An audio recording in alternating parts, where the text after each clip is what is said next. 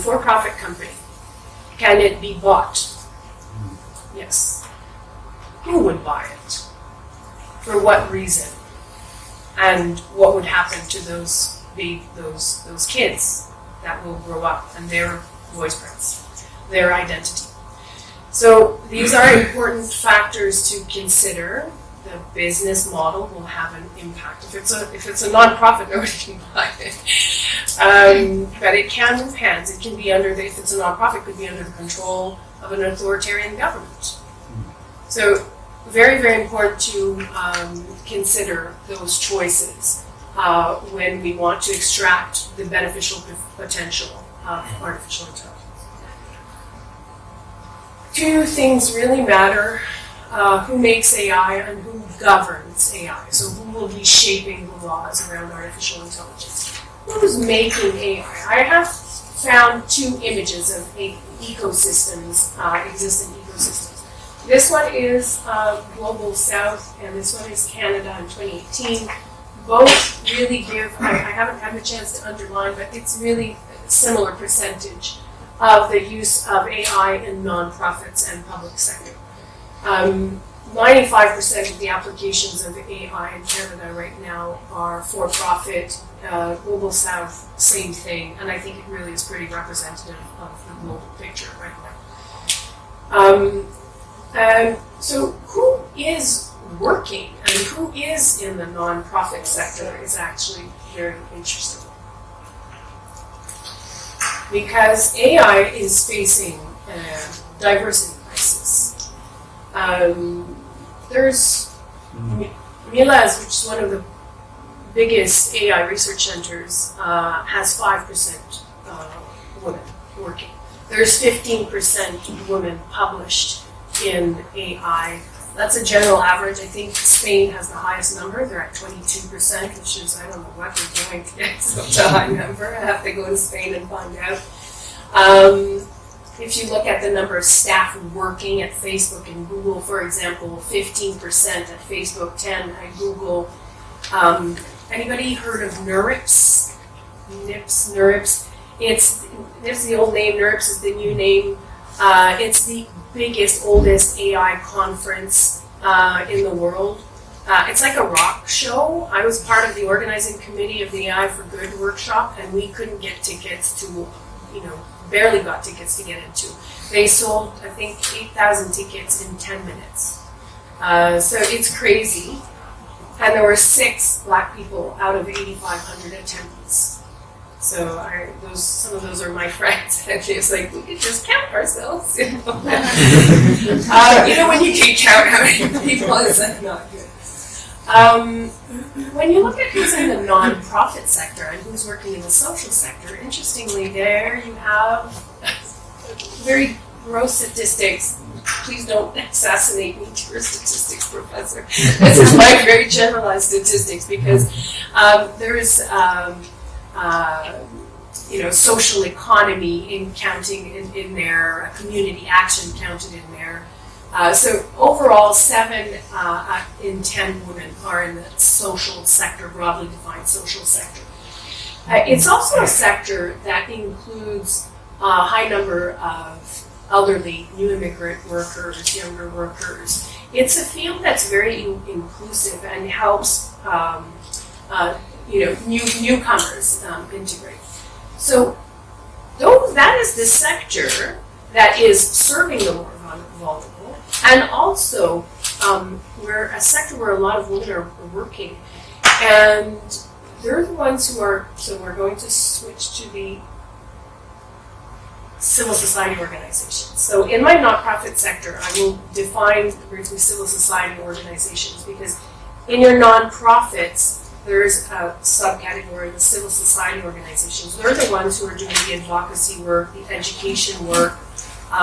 They're the ones who do training. They're the ones who will prepare the workers for digital transformation. They're the ones who do social mediation, who help with social dialogue with society. And they're the unseen advocates. So speaking of preparing for tomorrow, they're the organization that can help prepare the workers. I will not talk very much, I won't talk much about the potential loss of jobs. There is a potential loss of jobs. 67% of the jobs in Vietnam are forecasted to be lost in the next 3 years. There's entire sectors that will be highly affected. There's very interesting research done by ICTC in Canada that shows that actually, we think jobs being replaced, not jobs that are being replaced, it's tasks that will be replaced. But in those tasks being replaced, some jobs have a higher number of those tasks and will be replaced. In Canada, statistically, that means it's more women's jobs being replaced. That's more new immigrants' jobs being replaced, more youth, and more elderly's jobs being replaced. Those are the ones who have the higher number of automatable tasks. So civil society organizations will be the ones that, and universities, to help the whole educational system will have to collaborate to prepare for the skills of the future. And it's not just about coding. It's not just about learning how to code. There's, I see applications of AI coming that will be published and announced soon, that make machine learning so easy that you don't need to know how to code. So it's important to not just focus on learning how to code. OECD has and there's many other organizations that agree that collaboration, creativity, critical thinking, problem solving, basically the emotional skills, the EQ skills, are the most important skills to cultivate and teach in schools and prepare for the future. Working with civil society organizations, either as an AI researcher or as a government, social innovation research shows that to better, not just to accelerate the adoption of new technology, but a responsible and inclusive adoption of new technology works better when you're collaborating with civil society organizations. And it facilitates trust. Go back to genomics research. In the States, they did absolutely horrendous human rights mistakes working with the First Nations indigenous communities. And that caused a huge backlash against that research. And so what they did after to try to bring out the positives that could come out of that research, they gave the indigenous community the science. Say, here, now you do what you want with it. And that's some of the projects that we're doing right now. That's exactly what we're doing. We're working with civil society organizations saying, okay, this is what AI can do. What do you want to do with it? And then build and learn together and build from there pilot projects that will serve their needs. And through that, we can also determine what is socially acceptable to these organizations, what is beneficial for these organizations. This is a quote from Milind Tambe. He was the director of the CIAIS Center at USC. He's now at Harvard. He just changed last year, award-winning AI researcher. For him, quality algorithms come with collaboration with civil society organizations. You cannot get decent data unless you do that. So that's his perspective. And I think I forgot to, no, I think I mentioned it. So who governs AI also is of extreme importance. And there's this the most recent global overview and count of documents attempting to create guidelines around the ethics of AI was done by the team of Anna Jobin and Baena at Lausanne University. They counted 84 documents internationally. If you look at who is participating and creating those documents. 22% were created by the private sector alone. Then if you go down, 32% multi-stakeholder, public-private partnership. That brings you close to almost 50% being created by the private sector.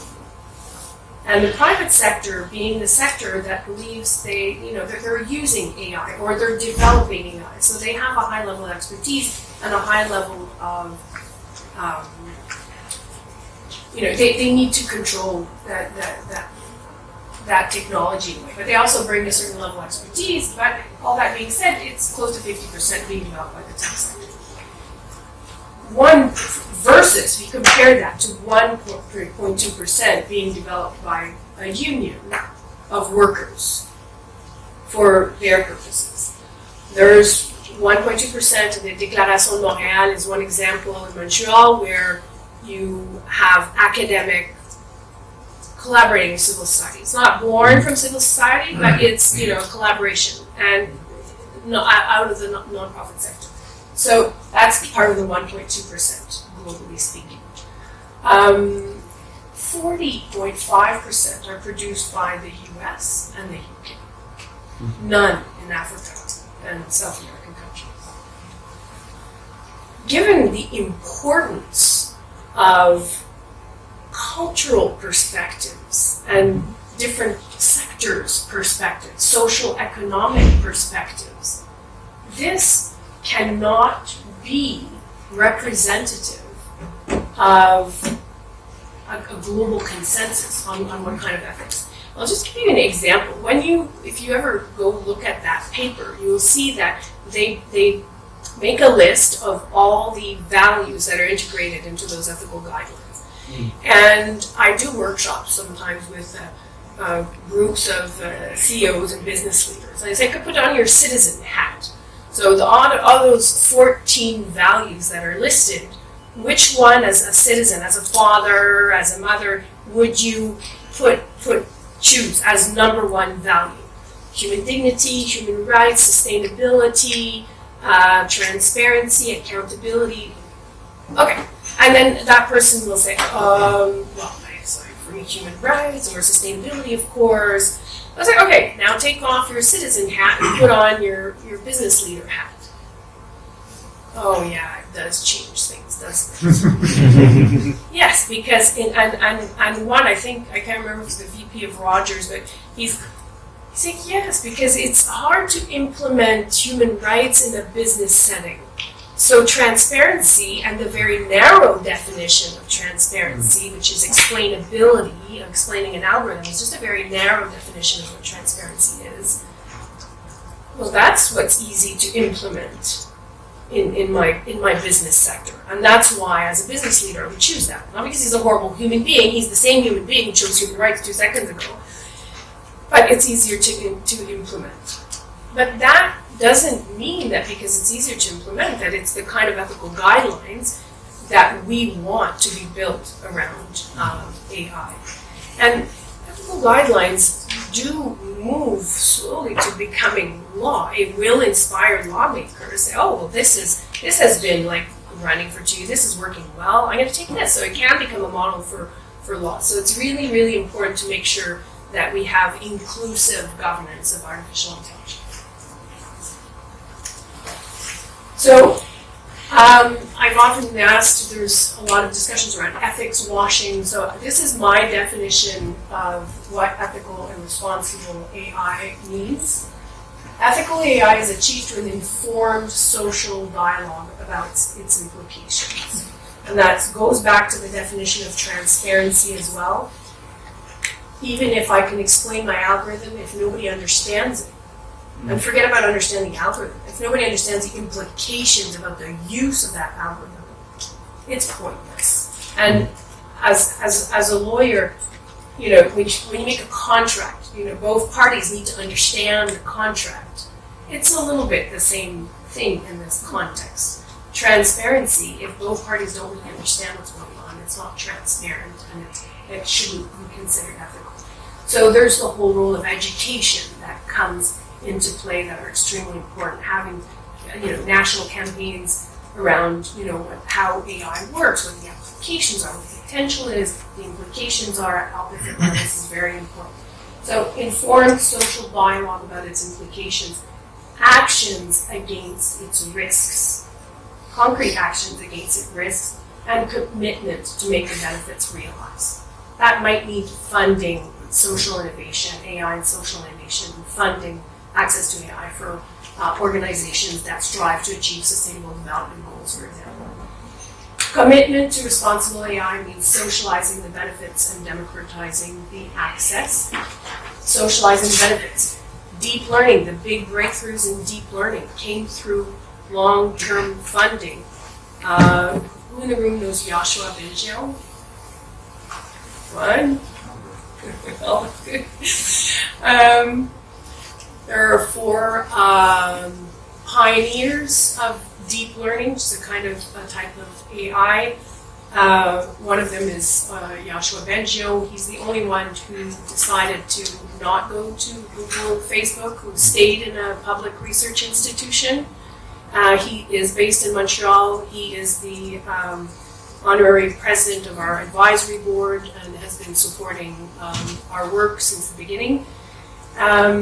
His research was funded for many years by it's public funding. It's citizens' money, it's taxes going towards research. We need that research to be the benefits of this breakthrough to go back to citizens. So that's what I mean by socializing the benefits and democratizing the access. Obviously, I've been talking about is making sure that it's accessible for the organizations that are doing good for society. So that's my conclusion. Who makes AI matters, who governs AI matters, and I encourage everyone to be part of this change. Thank you.